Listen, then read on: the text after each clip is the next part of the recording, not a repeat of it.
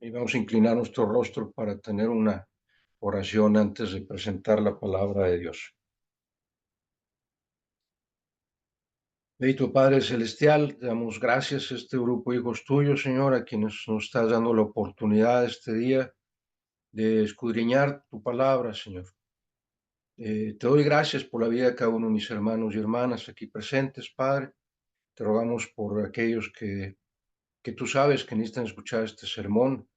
Y si no es en este momento, que lo vean después, Padre, para que reciban el alimento espiritual que tú preparaste para nosotros en este día. Y Padre, sé tú quien hable a través de tu siervo a nuestros corazones. Ayúdanos a atesorar esta palabra, esta enseñanza, Señor, y guíanos para ponerla en obra en nuestras vidas.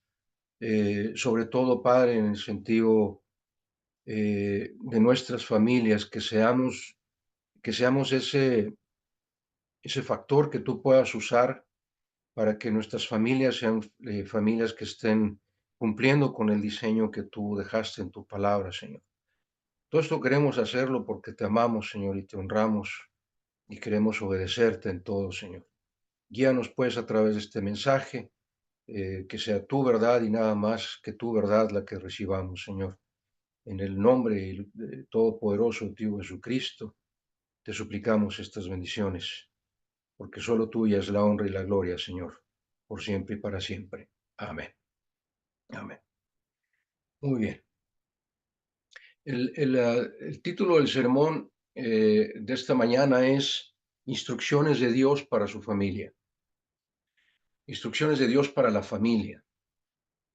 Eh, y la pregunta inicial es, ¿quién o qué ejemplos tomamos para poder guiar, educar o aconsejar a nuestra pareja o a nuestros hijos? ¿De dónde tomamos información para ello? Y les quiero compartir algunas frases o pensamientos que a veces en nuestra juventud llegamos a tener, me refiero antes de casarnos. Y si los jóvenes llegan a escuchar este sermón, a lo mejor están pensando así. Si tenemos hijos que aún no están casados, que están todavía en edad joven, pudieran tener este tipo de pensamientos que yo me declaro culpable de haber tenido algo parecido en mi juventud. Eh, Antes de tener hijos, mientras estamos experimentando la educación de nuestros padres, hay una etapa en nuestra vida en que decimos, bueno, cuando yo tenga mis hijos, no los voy a educar de la misma manera que me están educando mis padres. O estos consejos o estos principios que me está dando mi papá o mi mamá, pues eran principios buenos para ese momento de la vida de mis padres, pero ahora ya no se aplican igual, ya las cosas han cambiado, el mundo está cambiando, entonces ya estos principios o valores o consejos que me están dando mis padres se me hacen obsoletos, como que yo no los voy a usar cuando eduque a mis hijos, sobre todo porque también faltan años para que yo tenga mis hijos y ya para ese momento, incluso lo que estoy pensando ahorita pudiera no ser aplicable.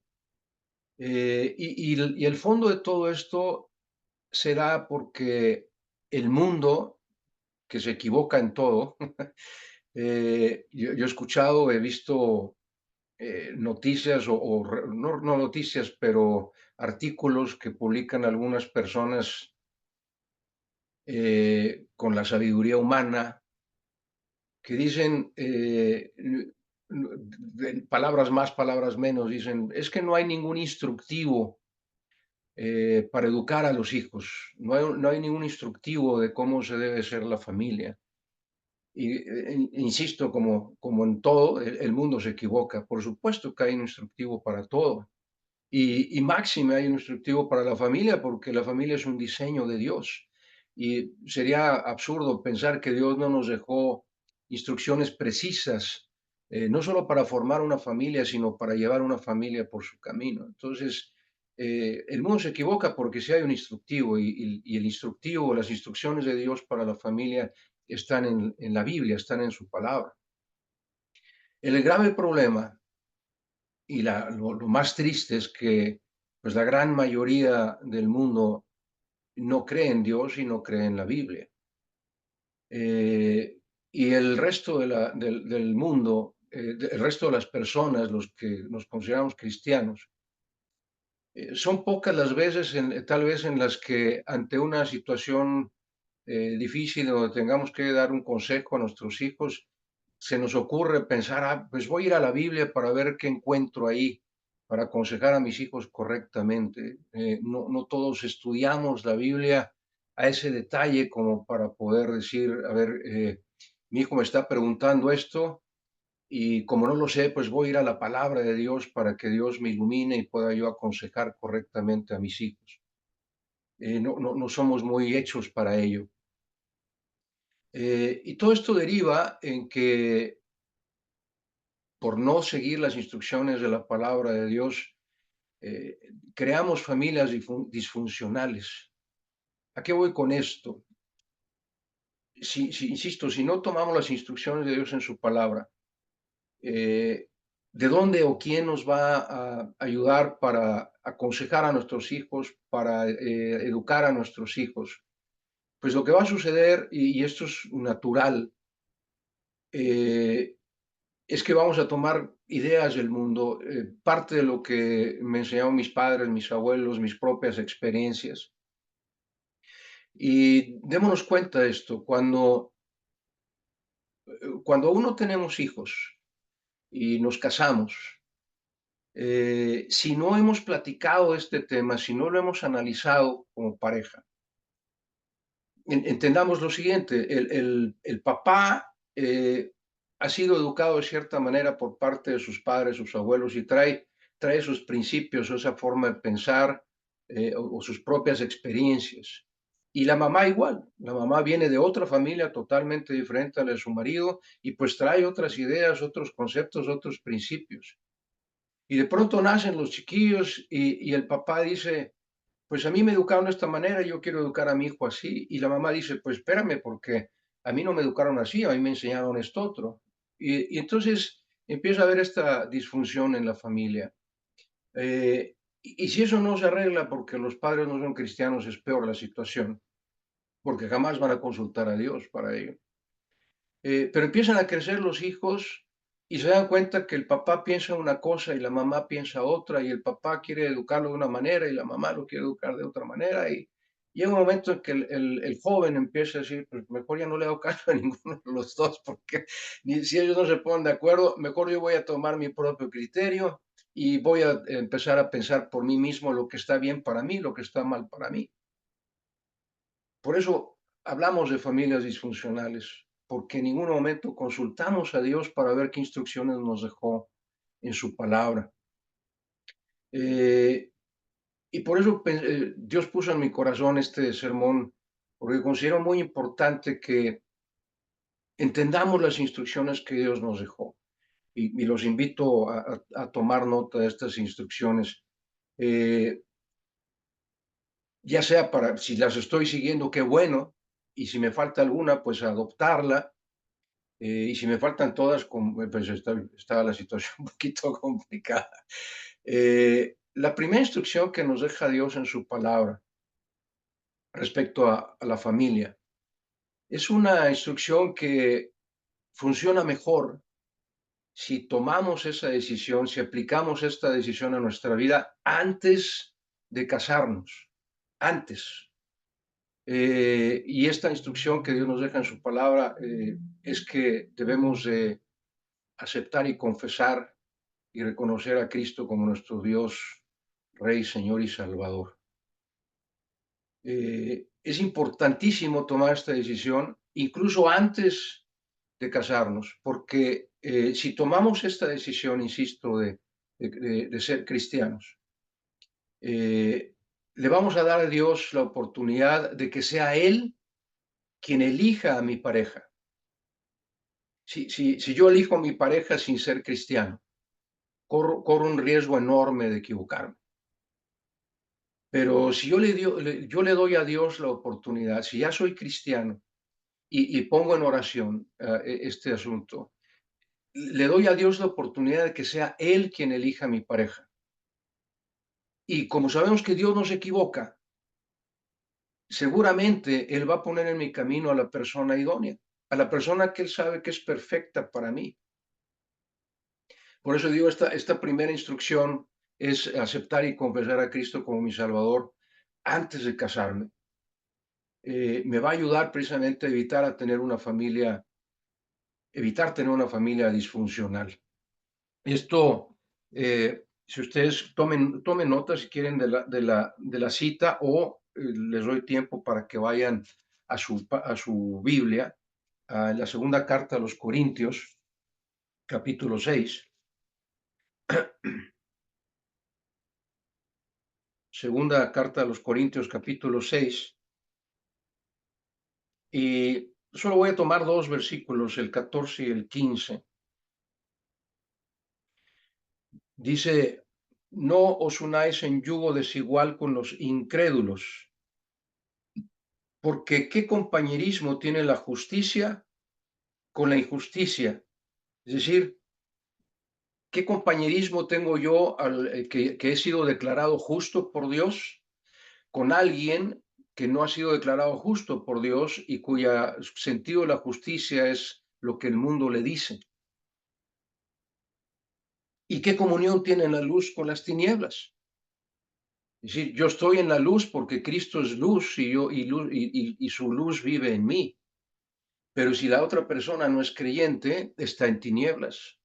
Entonces no hay posibilidad de comunión, es decir, de tener una misma alma, un mismo pensamiento, un mismo Dios. Versículo 15. ¿Y qué concordia Cristo con Belial? Es decir, si ya soy cristiano, ya no soy del mundo. Y el mundo sí está bajo el maligno, dice la palabra de Dios. Y por último, ¿qué parte del creyente con el incrédulo? Todavía más claro el tema, ¿va? Entonces, si yo tomo la decisión de aceptar a Cristo como mi Salvador antes de casarme, esto no va a suceder. Y si no tomo yo la decisión si yo soy cristiano eh, y me caso con alguien que es incrédulo, no solo estoy desobedeciendo esta instrucción de Dios, sino que estoy corriendo un riesgo que me va a llevar al fracaso en mi familia. ¿Por qué? Porque yo voy a querer llevar a mis hijos por el camino del Señor y la otra persona que no es justo, que vive en tinieblas, que no es creyente, obviamente va a querer llevar a nuestros hijos por el camino equivocado. Ahora, si ya estamos en esa situación, si yo ya me casé con una persona incrédula, también hay instrucciones para ello. Y es importante que las entendamos. Eh, en las cartas a los Corintios, pero ahora en la primera carta a los Corintios, capítulo 7, y con esto podemos ver que Dios no deja nada al azar. Para todo Dios tiene instrucciones, para todo.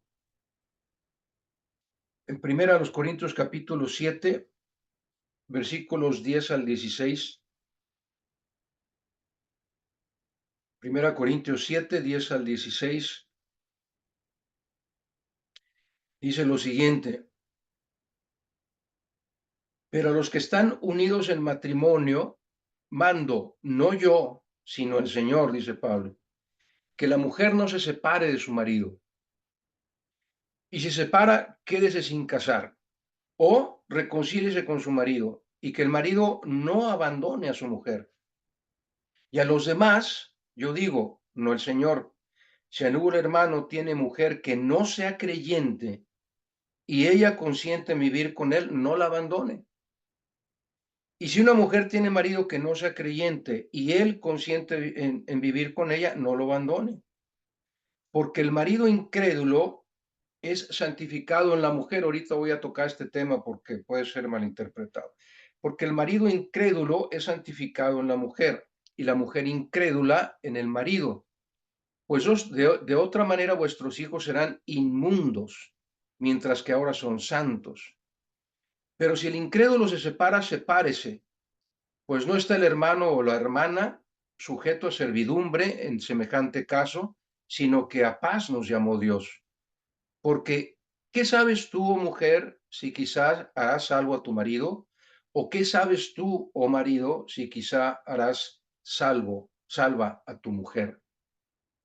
Es un pasaje extenso, pero que nos da instrucciones muy claras. ¿Va? El principio que se esfuerza mucho el apóstol Pablo en señalar es no te separes. Sea salvo o no salva a la otra persona, no te separes. Trata de conciliar tu matrimonio. Eh, ¿Por qué? Porque dice claramente aquí que no sabemos si Dios va a usar a la persona creyente para que su pareja se convierta al cristianismo o no. Pero la importancia de todo esto estriba en eso, que si yo ya estoy casado con una persona inconversa, mi prioridad, según vemos aquí, dice el versículo 14, el marido incrédulo es santificado en la mujer y la mujer incrédula en el marido, pues de otra manera vuestros hijos serán inmundos mientras que ahora son santos. Lo que está diciendo aquí el apóstol Pablo es que si usted está casado con una persona incrédula, eh, aún así, por ser usted hijo de Dios, Dios le va a bendecir a usted como hijo de Dios.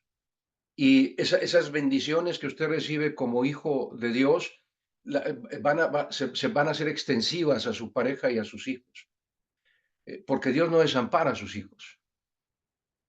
Pero el punto clave el que menciona aquí el apóstol Pablo es que, insisto, si estamos casados con una persona incrédula, nuestra prioridad, nuestra prioridad como padres es asegurarnos que nuestros hijos sean santos, es decir, llevar a nuestros hijos al camino del Señor. Esa debe ser nuestra prioridad. Y Dios usará no solo a mí como pareja, sino a mis hijos, para que si mi pareja es inconversa, a través del testimonio que yo le dé, a través del testimonio que mis hijos le den, Dios use ese testimonio para llevar a mi pareja a los pies de Cristo.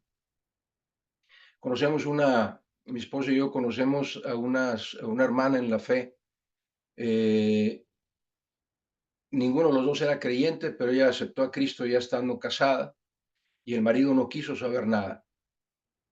Pero la mujer creyente empezó a llevar a sus hijos al templo y se tardó más de 20 años para que su marido finalmente aceptara al Señor.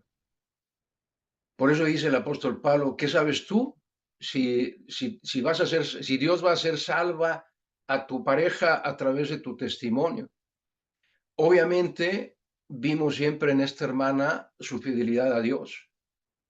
Y es a donde nosotros nos llama este pasaje, a que si mi pareja no es creyente, yo tengo que, fortalecido por el Espíritu Santo, yo tengo que tener un testimonio sólido, firme, de fidelidad a Dios.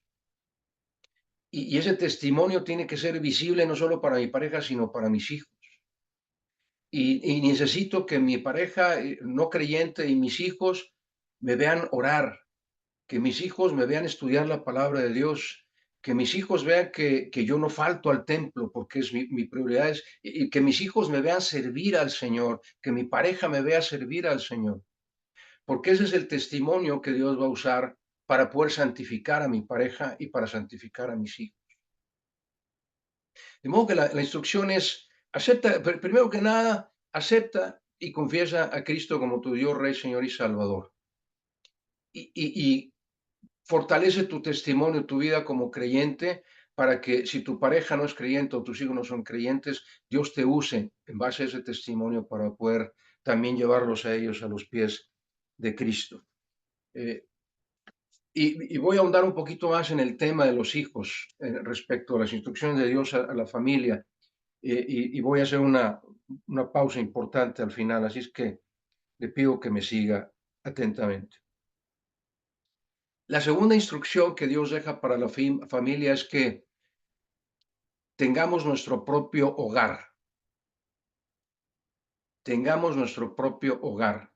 En Génesis 2:24 dice claramente, por lo tanto dejará el hombre a su padre y a su madre y se unirá a su mujer y serán una sola carne.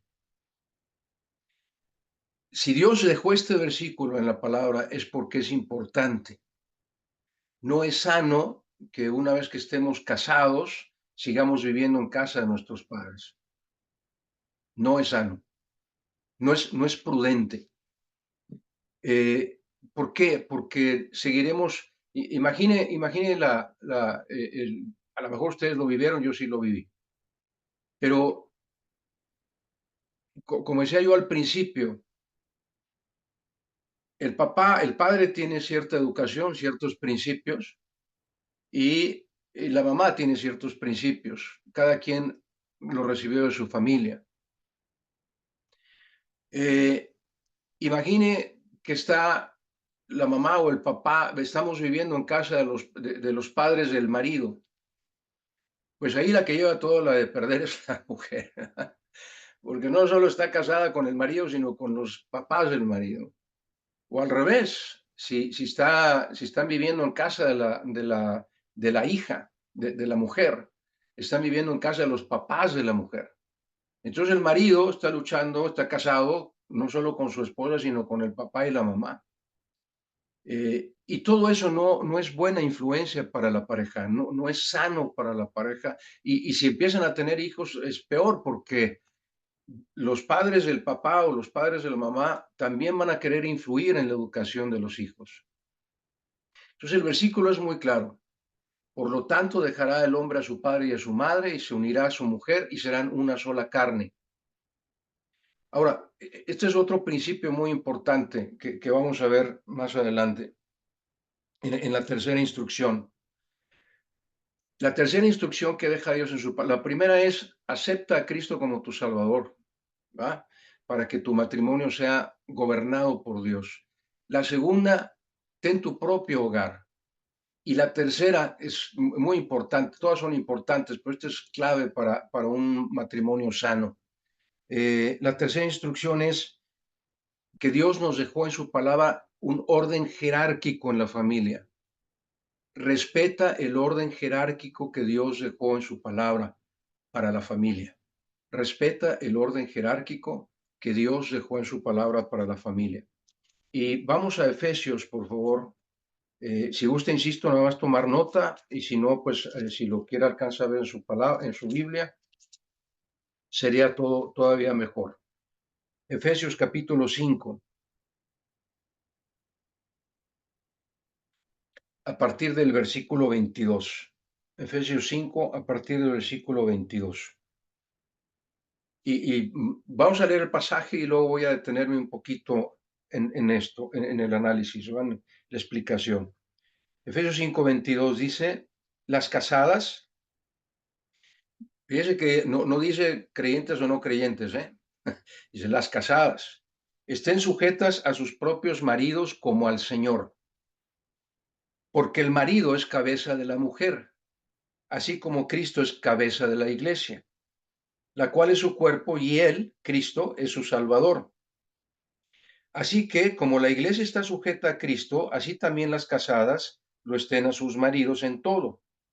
Versículo 25, maridos, amad a vuestras mujeres, así como Cristo amó a la iglesia y se entregó a sí mismo por ella para santificarla. Hasta ahí nos vamos a detener. Las casadas estén sujetas a su marido. ¿Qué quiere decir eso? ¿Que son esclavas del marido? No, sino que están sumisas a la instrucción del marido. Déjeme ponerlo en el contexto bíblico. Si el marido es creyente, si el marido es cristiano, se entiende entonces que como Cristo es la cabeza del marido, dice el versículo 23, el marido es cabeza de la mujer, así como Cristo es cabeza de la iglesia, la cual es el cuerpo de su Salvador. Eh, Cristo es la cabeza del marido. ¿Por qué la mujer tiene que estar sujeta a la autoridad del marido? Porque si el marido es creyente, el marido está sujeto a la voluntad de Dios. Cristo es la cabeza del marido. Entonces, la mujer debe entender que las decisiones que toma el marido están siendo guiadas por Cristo, que Cristo, el hombre está sujeto a la voluntad de Cristo. Y entonces las decisiones que toma el marido no son de él, sino que son de Cristo a través del marido. Por eso la mujer tiene que estar en obediencia al marido. Y obviamente la mujer se daría cuenta si el marido está tomando una mala decisión, se va a dar cuenta la mujer, si estudia la palabra de Dios, obviamente, se va a dar cuenta cuando el marido no esté bajo la voluntad de Dios, porque va a tomar decisiones que no están en la Biblia. Pero si el marido está siendo guiado por Cristo como cabeza del marido, entonces la mujer tiene que estar sujeta al marido. En el momento en que el marido toma una decisión contraria a la palabra de Dios, la mujer no está sujeta, no debe estar sujeta a la decisión del marido. Pero ese es otro tema aparte. La instrucción para la familia es que el marido Cristo es la cabeza del marido y el marido es la cabeza de la mujer. Entonces la mujer tiene que estar sujeta a la voluntad del marido. Ese es el orden correcto. Cuando cambiamos el orden y permitimos que sea la mujer, o en casos más graves he visto que los hijos son los que toman las decisiones sobre los padres, pero si la mujer trata de reemplazar el orden bíblico, si la mujer trata de cambiar el orden bíblico y ser la mujer la que tome las decisiones, nos vamos a equivocar, aun y cuando la mujer sea creyente. ¿Por qué? Porque la mujer está faltando al principio bíblico de que el marido es su cabeza. Ella tiene que estar sujeta a la voluntad del marido, no al revés. Y si cambiamos el orden que Dios estableció para la familia, vamos directo al fracaso. Y no lo estoy diciendo yo, lo dice la palabra de Dios. Y luego dice más adelante, muy importante, maridos, amad a vuestras mujeres, así como Cristo amó a su iglesia y se entregó a sí mismo por ella para santificarla. Escúcheme muy bien, ¿qué está diciendo el apóstol Pablo aquí? Está diciendo, tu obligación como marido es entregarle tu vida completa a tu esposa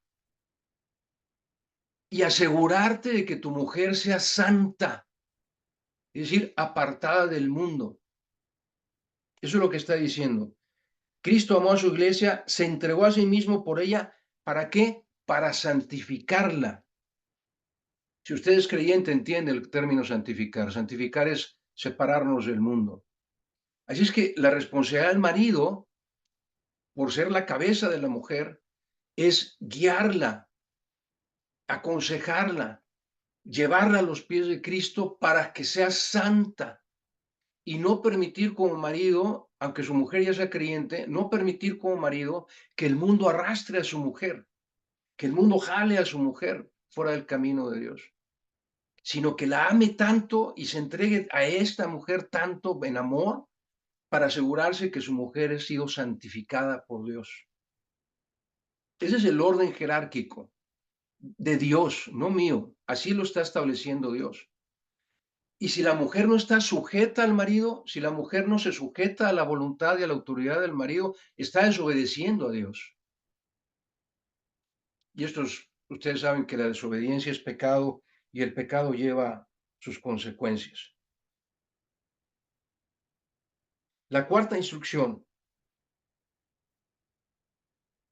y aquí pues ya lo vemos como pareja cristiana, ¿verdad? Como una pareja creyente, es asegurarnos que nuestros hijos sepan de Dios a la mayor edad, a la edad más temprana posible y hacer todo lo posible todo lo que esté en nuestras manos para llevar a nuestros pies, a nuestros hijos al conocimiento de Cristo y a los pies de Cristo.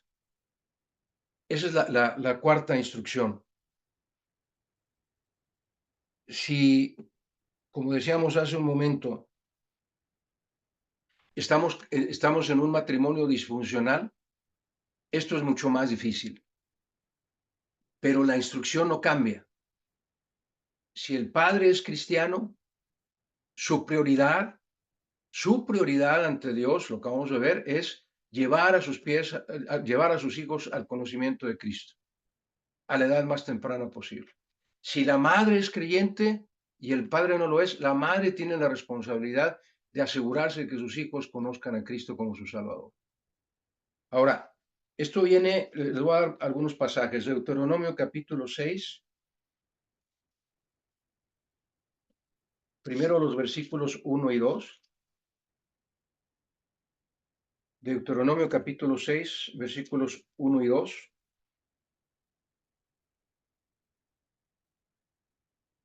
Dice, estos pues son los mandamientos, estatutos y decretos que Jehová vuestro Dios mandó que os enseñase, para que los pongáis por obra. No nada más que te lo sepas de memoria, sino para que los pongas por obra en la tierra a la cual pasáis vosotros para tomarla, para que temas a Jehová tu Dios, guardando, es decir, obedeciendo todos sus estatutos y sus mandamientos que yo te mando. ¿Quién? Tú, tu hijo y el hijo de tu hijo. Tú, tu hijo y el hijo de tu hijo. Somos responsables incluso hasta la tercera generación. ¿Cuándo? Todos los días de tu vida, para que tus días sean prolongados. Versículos 5 y 6. Y amarás a Jehová tu Dios de todo tu corazón y de toda tu alma y con todas tus fuerzas. Y estas palabras que yo te mando hoy estarán sobre tu corazón. Versículo 7. Y las repetirás a tus hijos y hablarás de ellas estando en tu casa y andando por el camino y al acostarte y cuando te levantes. Versículo 8. Y las atarás como una señal en tu mano y estarán como frontales entre tus ojos. Versículo 9. Y las escribirás en los postes de tu casa y en tus puertas.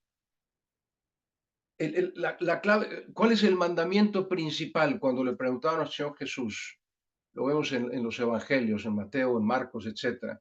Y respondió nuestro Señor Jesús, llamarás al Señor tu Dios con todo tu corazón y con toda tu alma y con toda tu mente y con todas tus fuerzas. Dijo nuestro Señor Jesús, este es el principal mandamiento. Eso quiere decir que usted y yo como creyentes, nuestra obligación es asegurarnos que llevar a nuestros hijos a amar a Dios con todo su corazón, con toda su alma, con toda su mente y con todas sus fuerzas. Eso es lo que necesitamos enseñarle a nuestros hijos. Ahora, es imposible que nuestros hijos aprendan a amar a Dios si usted y yo no lo hacemos. Si nuestros hijos no ven que nosotros amamos a Dios por sobre todas las cosas, ellos tampoco lo van a hacer. Y lo tienen que ver a la edad más temprana posible. Proverbios 22:6. Instruye al niño en su camino, al niño, no al adolescente, al niño en su camino. Y aun cuando fuere viejo no se apartará de él. Instruir al niño en su camino es instruir al niño a amar a Dios. Ya después las enseñanzas de los mandamientos, los principios bíblicos y todo ello vendrá. Pero lo principal es que usted y yo, a la edad más temprana posible, le enseñemos a nuestros hijos a amar a Dios con toda su alma, con toda su mente, con todo su corazón y con todas sus fuerzas. Y esto no se puede hacer si no es con el ejemplo. ¿Y cómo demostramos amor a alguien? Pues dedicándole nuestra vida, dedicándole nuestro tiempo. Que nuestros hijos vean que amamos a Dios por sobre todas las cosas. Que nos vean estudiar la palabra de Dios, que nos vean orar, que oremos con ellos, que tengamos devocionales con ellos, que nos vean que no faltamos al templo, que nos vean sirviendo en el templo. Y cuando nos pregunten, que le podamos decir, yo hago esto porque amo a Dios, porque Dios está para mí por sobre todas las cosas. Y si nosotros les enseñamos a nuestros hijos a amar a Dios así, nuestros hijos no tendrán ninguna necesidad de andar en el mundo buscando otras soluciones para su vida. Si crecen ellos amando a Dios, créame, nuestra vida está completa. Y puedo decírselo de esta manera tan cruel, crucial como es. Un hijo un hijo creyente, un hijo verdaderamente cristiano, jamás va a abandonar a sus padres. Y eso lo digo porque vamos a ver un pasaje ahorita al respecto. Pero quédese con eso en mente. Si usted ve a un indigente en la calle que probablemente haya tenido hijos, ha sido abandonado por sus hijos porque ni él ni sus hijos eran creyentes o porque no se tomaron como padres la, la, la, la instrucción de Dios de asegurarnos que nuestros hijos a la edad más temprana posible amen a Dios con todo su corazón. Fíjese cuál es la instrucción del mandamiento. Y luego dice, y repetirás estas palabras a tus hijos estando en la casa y fuera de la casa y en todo lugar. Ese es el segundo paso. El primer paso es, hijo mío, te voy a enseñar a amar a Dios con todo tu corazón. Y cuando entiendas amar, sientas ese amor por Dios, también te voy a enseñar sus verdades para que crezcas con los principios bíblicos correctos. Esta es una instrucción importantísima que usted y yo no podemos fallarle a Dios, porque de eso también vamos a dar cuenta y vamos a hablar un momento más al respecto. Me faltan dos instrucciones más. La quinta es que seamos sabios en la educación y en la disciplina de nuestros hijos. Esto va obviamente ligado a esta cuarta instrucción que vamos a entender.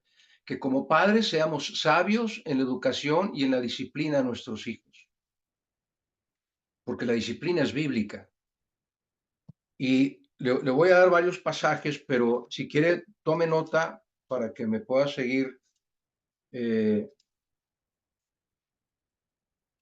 para que me pueda seguir en ello, porque son varios proverbios. El primero es Proverbios 13, versículo 24. Proverbios 13, 24 dice, el que detiene el castigo a su hijo aborrece. El que no lo castiga es porque aborrece a su hijo, mas el que lo ama desde temprano lo corrige. ¿Qué será más fácil? Corregir y disciplinar a un niño de 3, 4, 5, 6 años, 7, 8, 10, 12. O tratar de corregir y disciplinar a un joven de 14, 15, 18, 20, 25. ¿Qué será más fácil? ¿Qué tendrá más efecto? ¿Qué se nos facilitará más? ¿Quién hará más caso a nuestra disciplina? ¿El joven o el niño? Creo que la respuesta es obvia, ¿va? Proverbios 22, 15. La necedad está ligada en el corazón del muchacho, mas la vara de la corrección lo alejará de él. La vara de la corrección aleja a nuestros hijos de la necedad. Es decir, la necedad es falta de sabiduría y la sabiduría viene del conocimiento de la palabra de Dios. Y ahorita voy a tocar el tema de la vara, de la disciplina. Proverbios 23, versículos 13 y 14. Papás, escuchen, no rehuses corregir al muchacho, porque si lo castigas con vara no morirá, lo castigarás con vara, y entonces dice, y librarás su alma del Seol. Fíjese la importancia que le da Dios al tema de la disciplina. Y por último, Proverbios 29, 15.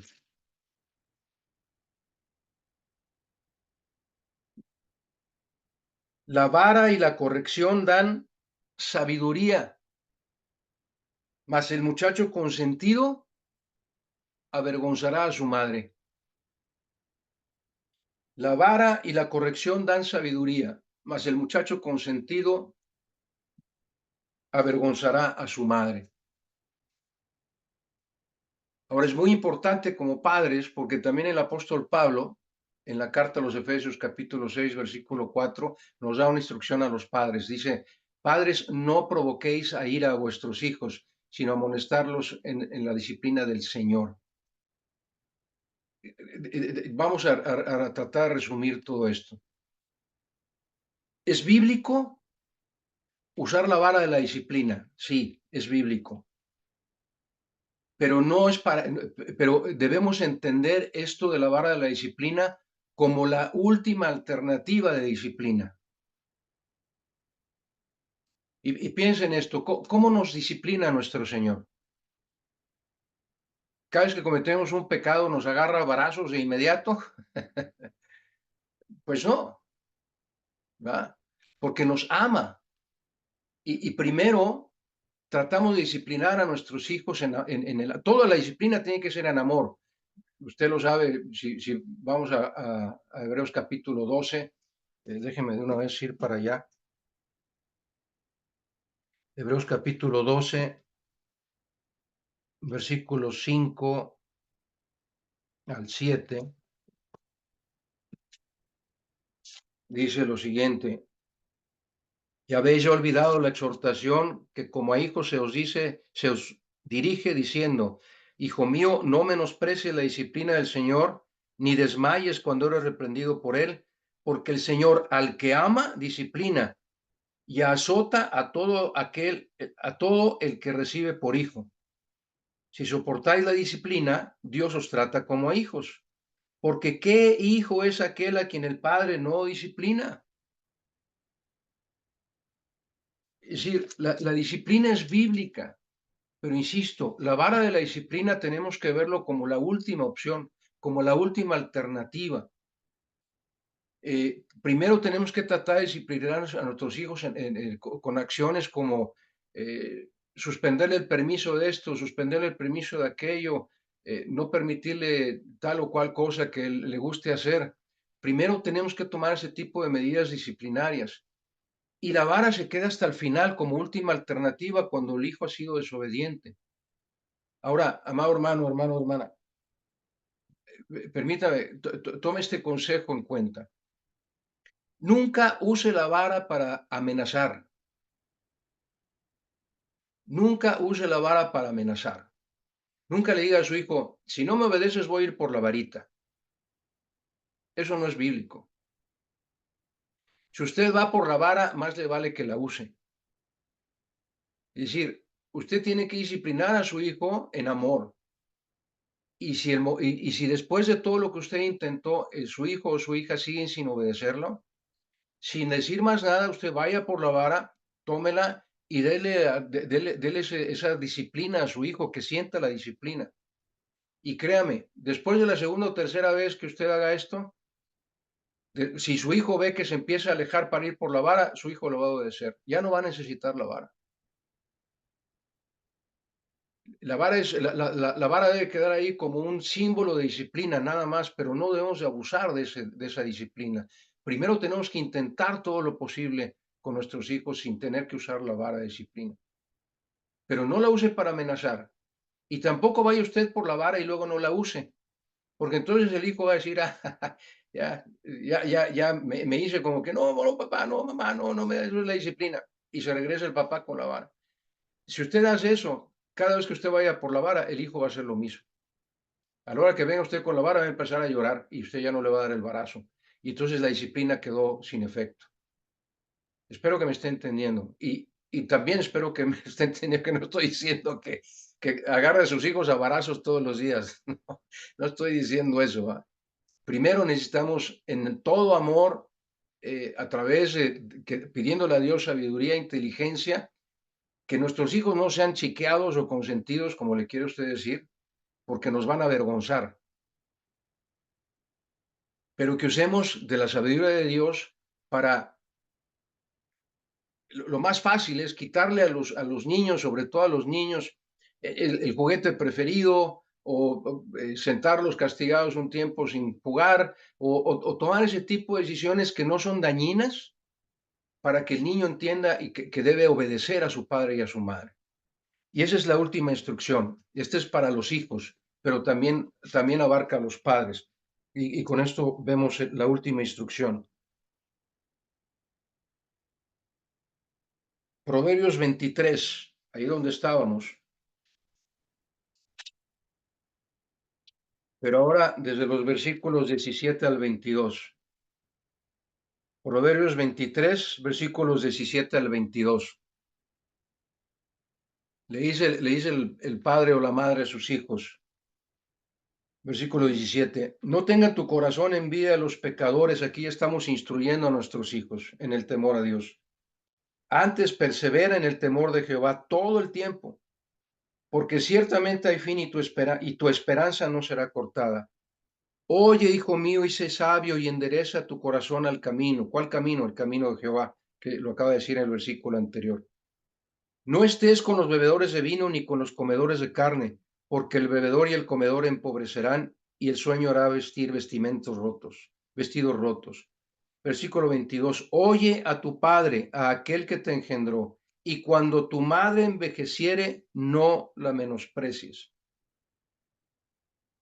Amado hermano, amada hermana, persona que me está escuchando, si su hijo es creyente, verdadero cristiano, no va a abandonar a sus padres. Si su hijo no es creyente y sus padres no lo educaron correctamente, tarde o temprano los va a abandonar. No va a sentir la necesidad de ver por ellos. Y el mandamiento final, la instrucción final, lo vemos en Efesios capítulo 6, versículos 1 al 3. Efesios 6, versículos 1 al 3. Hijos, obedecer en el Señor a vuestros padres. Esa es la instrucción. Esa es la sexta instrucción. Hijos, obedecer en el Señor a vuestros padres, porque esto es justo. Versículo 2, honra a tu padre y a tu madre, que es el primer mandamiento con promesa, para que te vaya bien y seas de larga vida sobre la tierra. ¿Qué quiere decir honrar a mi padre y a mi madre? ¿Qué significa honrar a mi padre y a mi madre? Obedecerlo, respetarlo, ver por su bien, eso es honrarle, no abandonarlo en momento de necesidad. Cuando leímos Génesis 22:6, donde dice, y dejará el hombre a su padre y a su madre, y se unirá a su mujer, y será una sola carne. Dejar a su padre y a su madre significa, vete de su casa, ten tú tu propio hogar. No significa abandonarlo. Significa, sepárate de tu padre y de tu madre para que tú hagas tu propio hogar. Eso es lo que dice. Pero un verdadero hijo creyente jamás va a abandonar a sus padres, y mucho menos si están en necesidad. Y eso es parte de honrar a tu padre y a tu madre, la obediencia a tu padre y a tu madre, sin importar qué edad tengas tú, sin importar qué edad tengan tus padres, honra a tu padre y a tu madre, respeto, obediencia, cuidado, provisión cuando tus hijos, tus padres lo necesiten y tú tengas esa posibilidad. Esas son las instrucciones de Dios para la familia. Y realmente son fáciles de cumplir. El problema es que no vamos a la Biblia para ello, no creemos en la Biblia o no buscamos este tipo de instrucciones cuando se trata de la educación de nuestros hijos. Pero cada vez que un padre o una madre o alguno de los hijos quiera vivir su vida sin considerar las instrucciones de Dios, sino con sus propios criterios y formas de pensar y lo que le dice el mundo y lo que trae del mundo, la familia será disfuncional, la familia irá al fracaso. Y eso no es lo que queremos en una familia cristiana. Si deseamos un matrimonio estable, si queremos que nuestros hijos sean obedientes, si queremos paz en nuestro matrimonio, nuestra vida de familia, la única forma de lograrlo es que toda la familia tenga un solo Dios, una sola fe, y no que cada quien tenga su forma de pensar y su forma de creer. Y piensa en esto. En el momento en que usted, otra vez cito Génesis 22:6, dejará el hombre a su padre y a su madre, igual que la mujer. La mujer dejará a su padre y a su madre y se unirá a su marido y serán una sola carne. Lo que dice ese versículo es que usted ya se separó de sus padres. Usted ya no vive para sus padres. Usted ya no vive bajo el lugar de sus padres. Usted, como mujer, vive, como vimos en Efesios, bajo la autoridad de su marido. Su marido es la cabeza de la familia. Cristo es la cabeza de su marido. Usted ya no tiene que obedecer a sus padres antes que a su marido, es al revés. usted tiene que obedecer a su marido antes que a sus padres. Eso es lo que dice la Biblia. Y los padres, los maridos, tenemos que amar a nuestras mujeres como Cristo amó a su iglesia, entregándonos completamente a ellas para santificarlas, para que sean cristianas fieles al Señor.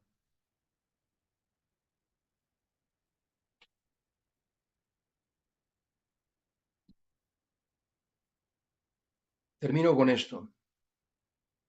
Si alguien de su familia aún no es creyente, si alguien de su familia aún no ha aceptado y confesado a Cristo como su Salvador,